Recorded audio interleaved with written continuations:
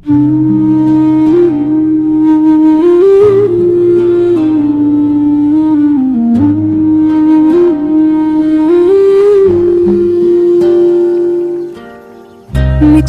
जल की रानी है,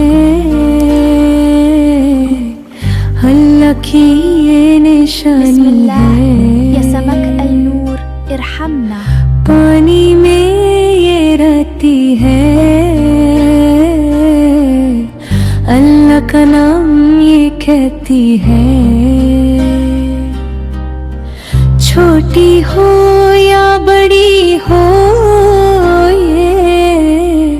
सब में रब की मेहरबानी है। तेरे मेरे सबके रब ने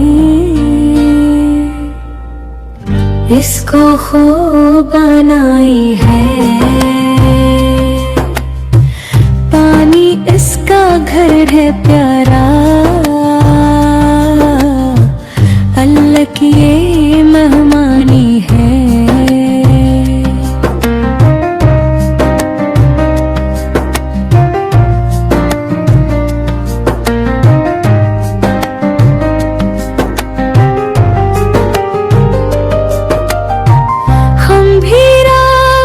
शुक्र करें,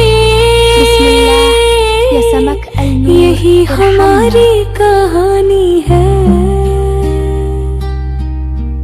हम भी रब का शुक्र करें, यही हमारी कहानी है।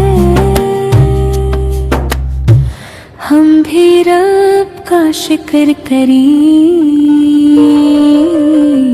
यही हमारी कहानी है। छोटी हो या बड़ी हो, ये सब में रब की मेहरबानी है। तेरे मेरे सबके रब ने